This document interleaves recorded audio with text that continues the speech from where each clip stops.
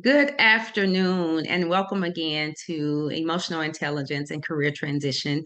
I am Dr. Tara, and joining me today, as we do every Wednesday, is Denise Farquharson. And we are here to just share with you kind of a peek under the tent as you think about how you can use EI and how it impacts your career transition. We have a fun topic today, and it is surrounding using empathy in your career and how can it be a powerful tool for your personal and professional growth. And so that's the topic. That's our starting place for today. And as I think about just kind of unwrapping that topic, we start with just kind of understanding empathy and what does it involve. And then I would say the short answer is that it involves us as leaders and as colleagues understanding and considering the perspective of others, but also it translates to understanding the needs of others around us. And when you think about the role that empathy can play, I think that there are a plethora of different things that we probably look over or take for granted when it comes to how empathy can truly be a tool that helps us in our careers. And for me, of course, from an HR, I always have the HR hat on. It starts with me for career development. And when you think about career development, um, so many things come into play with career development, but one of the key things is I think as a leader, it starts with you. So knowing how to use empathy and really dissect your own career aspirations and your needs individually to help you to be able to then show up a different way for your team. And that involves really knowing what are your strengths, what are your weaknesses, what is your purpose or passion. But then also, I would say that's equal to that is understanding the environment that you thrive in, because the culture could just really be off and not a place that gets you excited, not a place that really motivates you. And having that self awareness of who you are, what are your own aspirations and goals, really sets the foundation of how you show up for others. And so I would say career development is really important in how you use empathy to really determine what your career aspirations and needs and goals are is really key. The next thing I would say was really with networking. Many times, and I would say myself early in my career, really took for granted the importance of networking. And networking is absolutely, from my perspective, essential for career growth. And that's networking within the four walls, but also outside of the four walls of where you work. However, when you think about empathy, approaching networking with empathy is really important because that's the way that you really build, I would say, genuine, authentic connections. And it also helps you to achieve goals. But leading in that space of being able to provide support in understanding what opportunities look like because you've built that network is really important.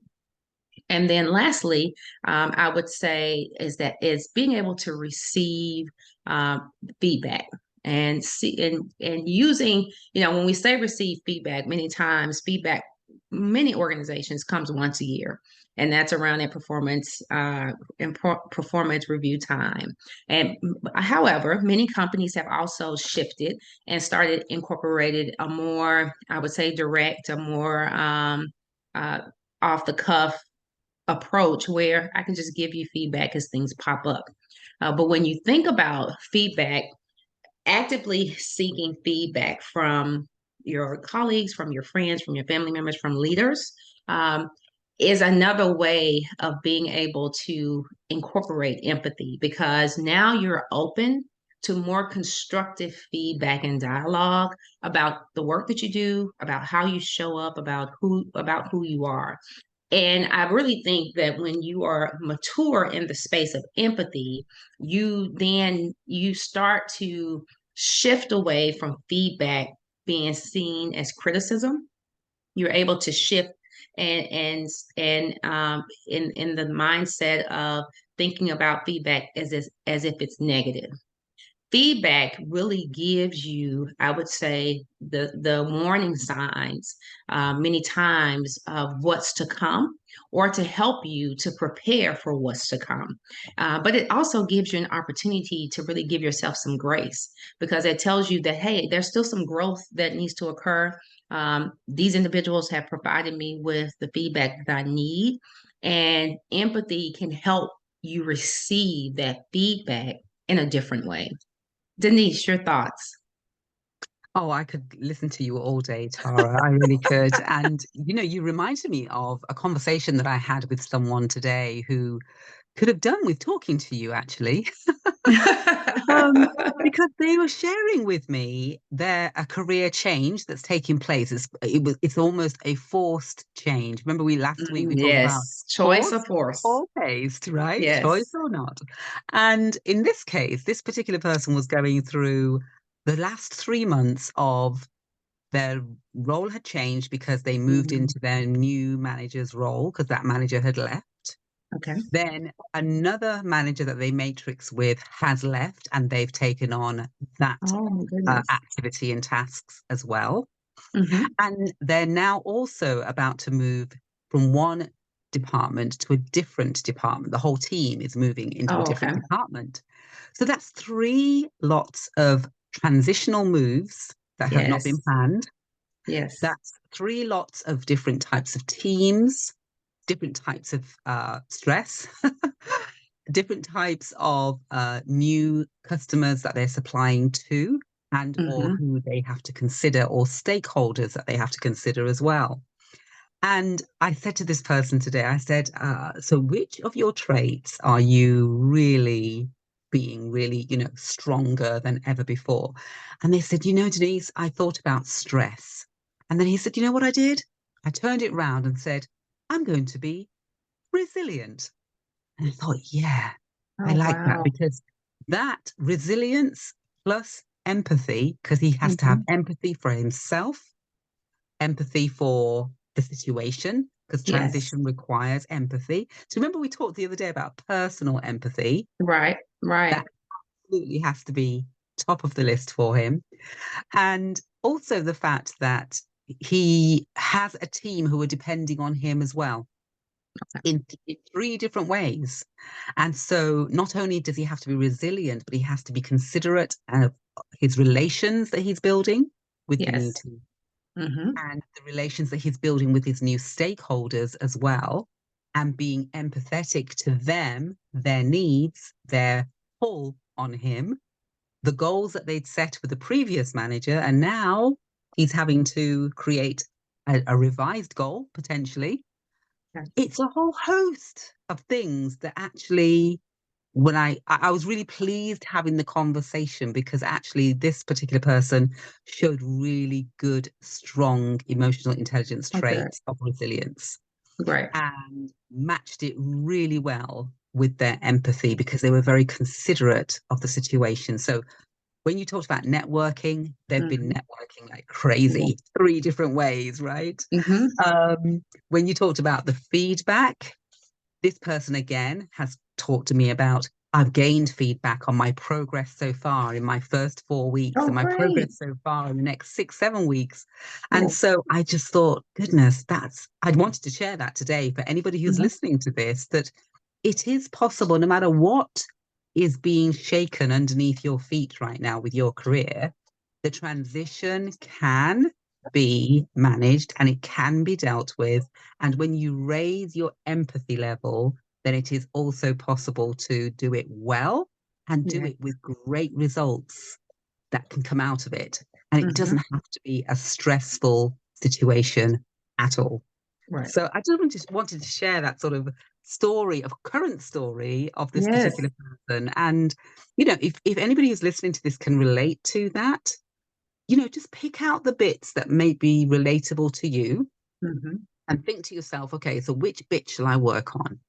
Will it be my current empathy, my personal empathy, my empathy with others?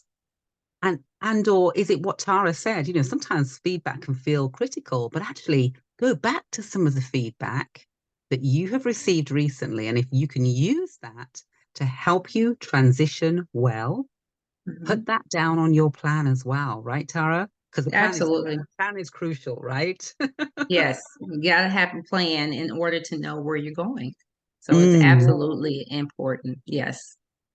indeed. And you help women as well put mind maps together and, sorry, a map and a journey of their plan, right?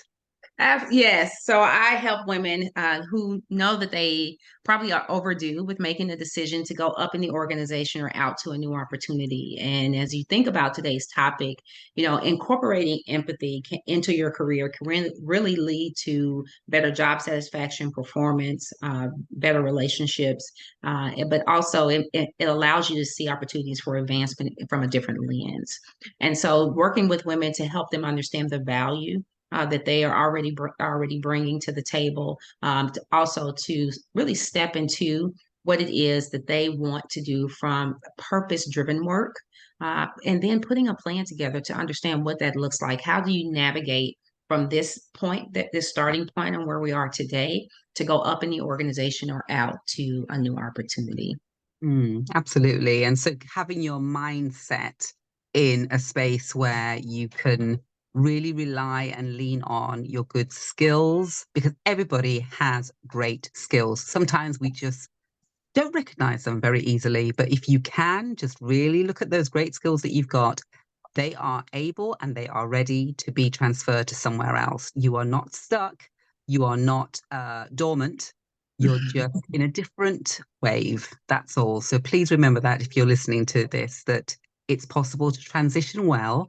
And myself and Dr. Tara can definitely help you to do that. So yeah, please do stay in touch and ask us any questions after you've listened to this, by all means. Tara, any lasting final points? Just that you can navigate, as you mentioned, Denise, you can navigate your career with empathy in a different way, in a more thoughtful way. And if you can't do that on your own, we are here to help you. Fantastic. Make sure you comment, follow, and subscribe, and we will see you again next week. Take care. Bye bye.